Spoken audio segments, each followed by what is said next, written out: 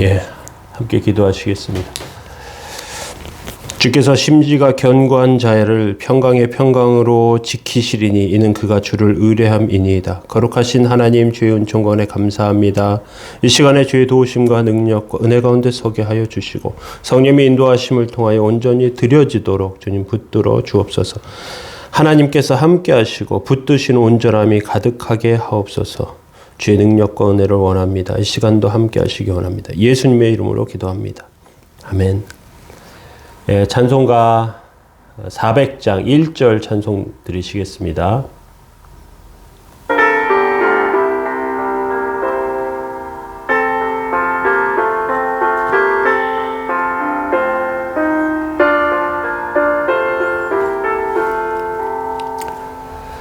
험한 시험 물속에서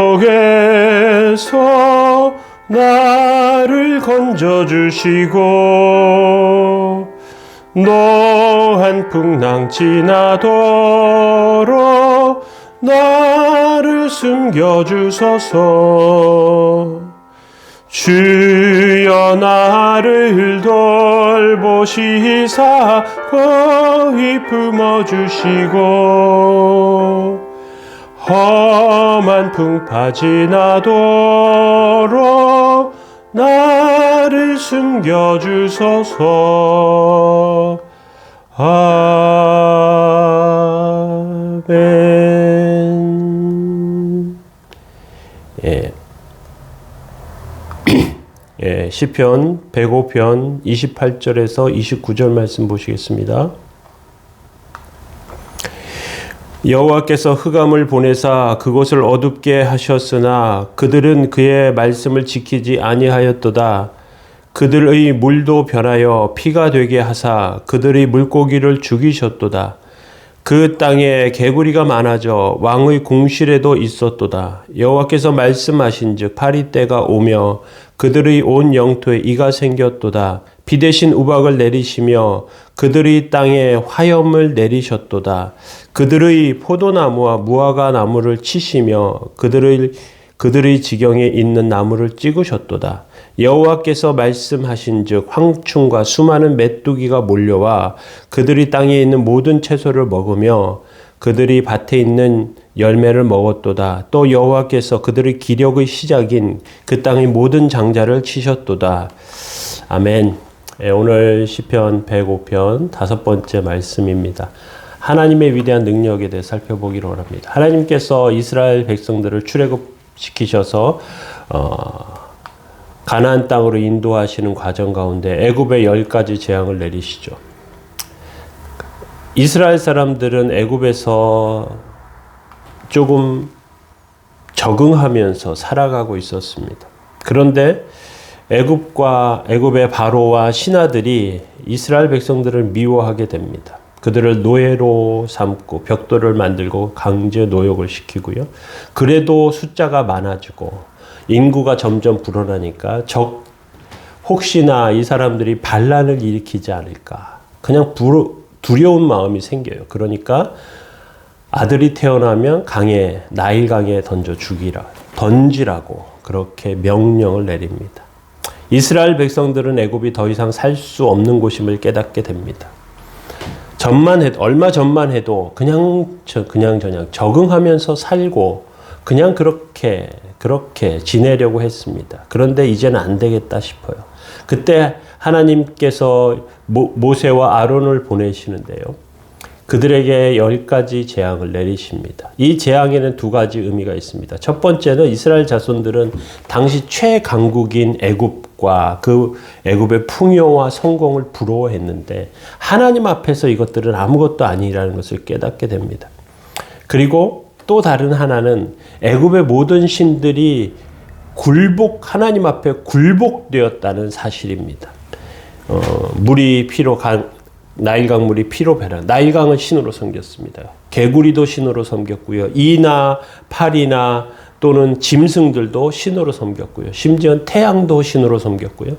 그리고 바로도 신으로 섬겼습니다. 이 모든 것들이 다 신들이었는데 그런데 그 신들을 하나님께서 굴복시키시는 사건이었던 것입니다. 28절에 보면요. 여호와께서 흑암을 보내사 그곳을 어둡게 하셨으나 그들은 그 말씀을 지키지 아니하였도다 이렇게 되어 있습니다. 애굽 사람들은 장자가 죽는 재앙 말고는 가장 무서워했던 재앙이 흑암의 재앙이었습니다. 흑암의 재앙은 뭐 죽거나 뭐 다치거나 하지 않는 그런 재앙인데 더 무서워했어요. 왜냐하면 애굽의 신들 중에 가장 그 높은 신이 주신이 라라고 부르는데 태양신입니다. 그래서 애굽 왕 바로는 태양신의 아들이라고 불러서 신으로 섬겼습니다. 이집트는 지금도 굉장히 더운 지역이거든요. 그런데 그 더운 지역에 사흘 밤낮을 이제 계속해서 흑암이 찾아오는 것. 이건 신의 진노가 임했다라고 생각하게 되었습니다. 더욱더 두려워하는 것입니다. 어떻게 할지 몰라 어쩔 줄 모르는 모습이죠. 예수님께서 십자가에 죽으실 때에도 흑암이 찾아올 때 군인들과 로마 군병들과 십자가 옆에 있던 사람들도 두려워합니다. 이게 무슨 일이 벌어지는 것이 아닌가. 그런데 우리가 한 가지 생각할 것은 어둠은요. 어둠이 가장 깊은 그때는 이제 새벽이 오는 시간을 앞두고 있는 것이라는 것입니다. 시대가 어둠의 시대예요. 악한 지도자가 등장해서 깊은 어둠으로 몰고 갈 때에는 새로운 여명의 빛이 드리우는 그런 것을 예고하고 있는 시대라고 할 수 있습니다. 우리는 안정감 있는 시대만이 아니라 어둡고 혼란한 시대에 하나님께서 함께 하시면 그것이 우리에게 복이 됨을 기억할 필요가 있습니다. 계속해서 하나님께서는 애굽의 신들을 죽이시는 모습들을 보여줍니다. 29절에 보니까 물이 변하여 피가 되게 하사 그들의 물고기를 죽이셨다 그렇게 말씀합니다. 나일강이 피로 변하는 것이죠. 나일강은 애굽의 풍요를 상징하는 강이에요. 이것이 나일강이 한 번씩 넘칠 때마다 그 나일강 삼각주와 주변에 그 땅들이 기름진 것들이 생기면서 기름진 흙들이 이렇게 넘치면서 그러면서 농사가 잘 되는 것입니다. 그런데 갑자기 그 강에 물고기가 떼죽음을 당하고 피로 변하면서 이렇게 사람이 도저히 먹을 수조차 없는 그러한 상황이 그들 가운데 찾아오는 것이죠.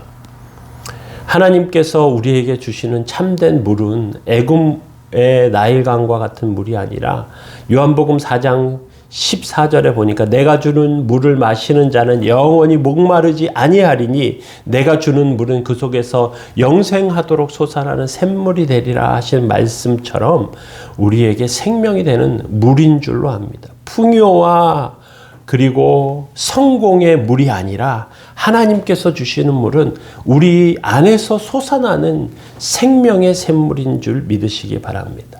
30절에 계속해서 그 땅에 개구리가 많아져 왕의 궁실에도 있었도다. 물에 있어야 할 개구리, 다산의 상징입니다. 그래서 이것을 신으로 섬겨요. 그런데 개구리가 강에만, 물가에만 있어야 되는데 이게 뛰쳐나와서 애굽 사람들의 집과 거실과 침실에 들어갑니다. 아무리 권위 있는 임금도 왕도 개구리에게 명령해도 이거 듣지 않아요. 권세가 우스워지는 것이죠. 밤낮 울부짖습니다. 결국 바로는 모세에게 개구리를 나가게 해달라고. 그래서 모세가 정한 날에 개구리가 다 그 뜰에 나와서 다 죽습니다. 그런데 보내지 않아요. 그러니까 그 개구리가 썩은 곳에서 이제 또 이와 파리와 돌림병이 나옵니다. 31절에 보니까 여호와께서 말씀하신 즉 파리 때가 오며 그들이 온 영토에 이가 생겼도다. 그렇게 되어 있습니다. 더운 지역에 파리는 많습니다. 그런데 아무리 파리라고 해도 견딜 수 있는 수준이었는데 모세가 하나님 말씀으로 재앙을 선포하자 온 하늘을 까맣게 만드는 그 파리의 습격이 와요. 막을 방법이 없습니다. 달라붙는데 견딜 수 없어요. 가렵고 힘듭니다. 그리고 그들의 애굽 사람들의 몸에만 이제 이가 생기기 시작합니다. 평소에 애굽 사람들은 목욕을 자주 했던 것 같습니다. 그런데 그들에게 이제 아론의 지팡이를 잡고 아론이 지팡이를 잡고 땅에 티끌을 치매 온 땅에 티끌이 다 이가 되었다. 출애굽기 8장 17절에 말합니다. 가려워서 견딜 수 없는 것이죠. 하나님께서 그렇게 하시는 것입니다. 교만한 자를 치시는 채찍과 같습니다. 그리고 계속해서 메뚜기 떼와 하늘에 우박을 내리십니다. 32절에서 35절까지 보면요. 비 대신 우박을 내리시며 그들의 땅에 화염을 내리셨도다. 그들의 포도나무와 무화과나무를 치시며 그들의 지경에 있는 나무를 찍으셨도다. 여호와께서 말씀하신즉 황충과 수많은 메뚜기가 몰려와 그들의 땅에 있는 모든 채소를 먹으며 그들의 밭에 있는 열매를 먹었도다. 비를 주시는 것이 아니라 불우박을 내리십니다. 애굽의 무성한 곡식 채소가 한순간에 불타 재가 됩니다.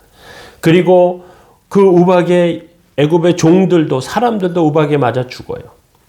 메뚜기 떼가 또 몰려옵니다. 수고해서 농사 지은 건 모두 없어집니다.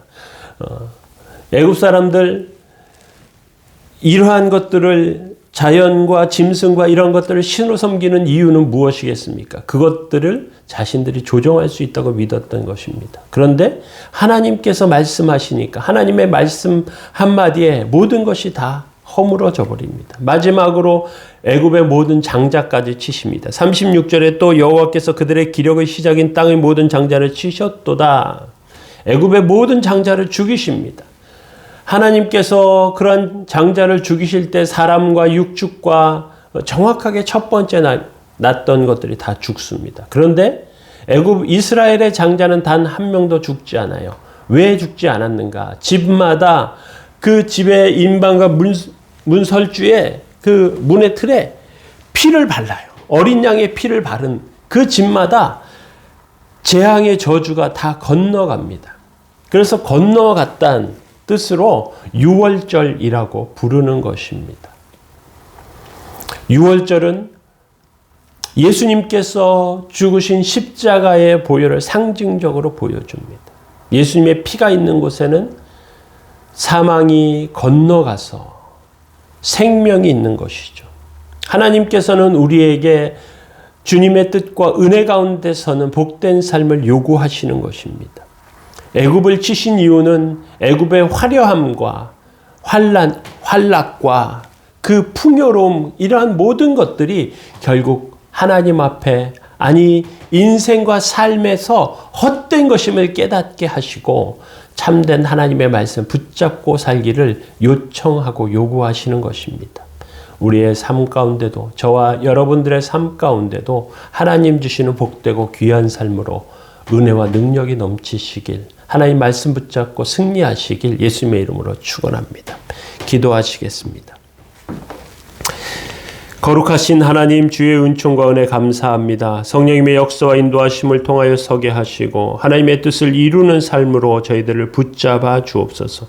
오늘도 지키시고 인도하시는 하나님의 역사 가득하게 하시고 주의 뜻을 이루게 하시며 주의 말씀 붙잡고 승리케 하여 주옵소서. 연약함 가운데 살지 않게 하여 주시고 정말로 주의 은혜를 기억하며 오늘도 복되고 귀한 삶으로 살아가게 하옵소서.